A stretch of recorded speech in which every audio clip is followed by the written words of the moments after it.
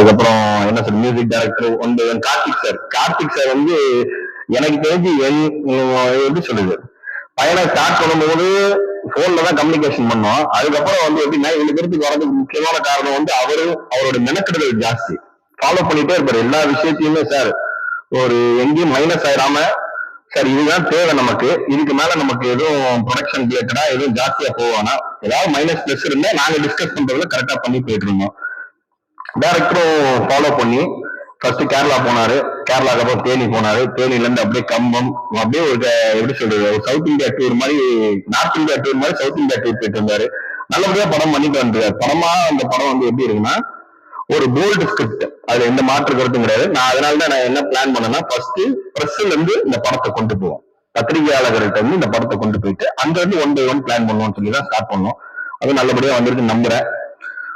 மத்த கதிர்லாம் வந்து எப்படின்னா ஓடுற பஸ்ல ஏறினதான் உண்மை. அதுதான் திடீர்னு பிளான் பண்ணி கார்த்திக் சார் பிளான் பண்ணி சார் கதிர் கேரக்டருக்கு நம்ம கதிர் கன்ஃபார்ம் பண்ணோம். ஓகே நம்ம ஆதித்யா கதிர் ஓகே ஃபைன், கதிரை வந்து பிளான் பண்ணோம். நாங்க லவ் டுடே பார்த்துட்டு இருக்கோம், கதிரை பார்த்து ஓகே ஃபைன் பண்ணோம்.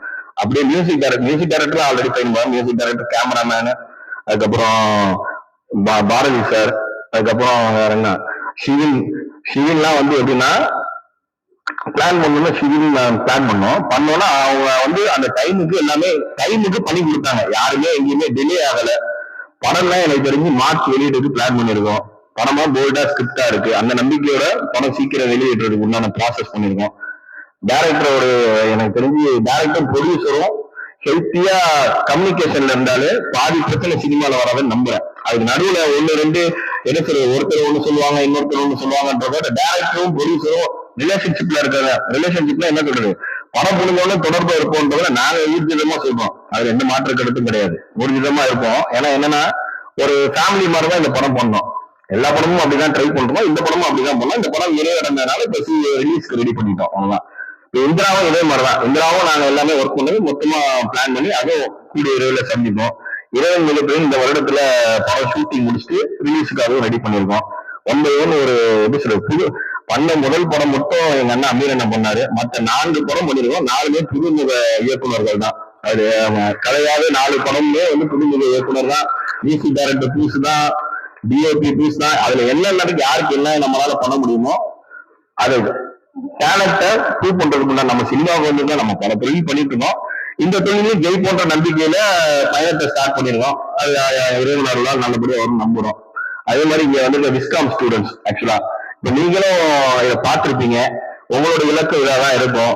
இந்த மேடை நீங்க இப்ப நாங்க எப்படி அலங்கரிக்கிறோம் பார்த்து நீங்க முயற்சி செஞ்சீங்கனாலே அதுல உங்களுக்கும் கூடிய விரைவில் இதுலயே இந்த மாதிரி வந்திருக்க விஸ்காம் ஸ்டூடெண்ட்ஸ்க்கும் வாழ்த்துக்கள், நன்றி. பத்திரிகையாளர்களுக்கு நன்றி.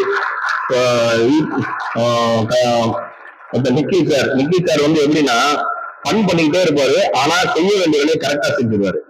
ஒரு வேலையை ஆரம்பிக்கிறோம் அப்படின்னா அந்த வேலையை அவங்க ஒப்படைச்சா நம்ம நிம்மதியை படுத்து தூங்கலாம். ஆக்சுவலா நிக்கல் சார் ஒரு ஒர்க்கை கொடுத்துட்டோம்னா நம்ம பீஸ்ஃபுல்லா இருக்கும். மேடையில எனக்கு தெரிஞ்சு தனித்தனியா ஒருத்தரையா பாராட்டுறதோட இந்த டீமுக்கு எல்லாருமே நாங்களே டீம் தான். நாங்களே எங்களுக்குள்ள பாராட்டிக்கிறதோட எல்லாருமே சேர்ந்து ஒர்க் பண்ணிருக்கோம். கூடிய வழியில படத்தை பாருங்க.